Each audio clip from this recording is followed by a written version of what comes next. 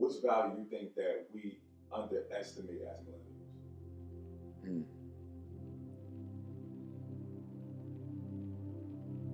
And why? I think I did a video on this before, but it's peace. It's funny because I used to always say, well, when I found peace, true peace, real peace, God's peace, is I literally said, peace is really underrated. Like it's and peace is not the absence of war, nor is it the absence of a storm, but there's, to me, it's like, okay, there's peace within a storm, there's peace in dysfunctional situations, there's peace in windy, crazy seasons, but it's nothing like real peace when there really is no storm, when there's not craziness going on, when you're really truly at peace with no anticipation of dysfunction. And personally, my pastor says this all the time, that peace is when you're no longer at war within yourself. And some of the battles I think we face from within first stem from our sin,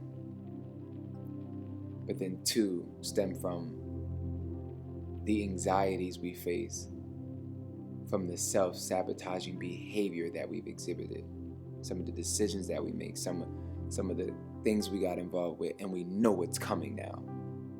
That there is no peace there, because you know that there are laws, there are just certain consequences for certain things. So it's like, I remember there was a season in my life, it wasn't that anything crazy was going on in the moment, but I knew things were coming because of the decisions that I made.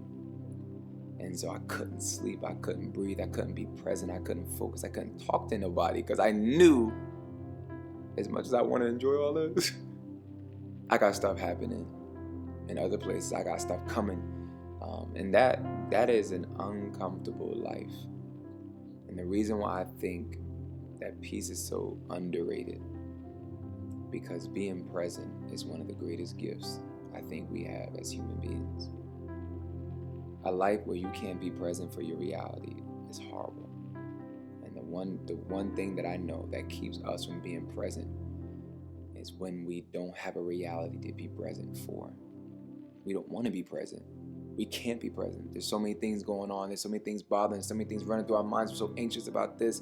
We're anxious about that. Something that happened in the past, something that we feel coming in the future. It's like you can't even be present. And then you end up missing all these precious moments.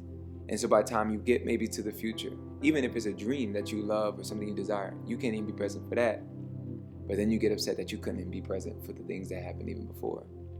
And I've been there where I had to rely on videos of special events that I had to look back and recall and replay it and relive it.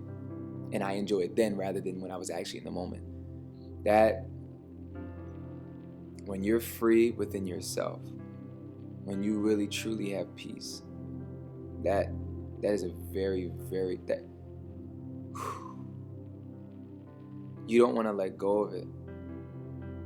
Sometimes as millennials, even the Gen Z,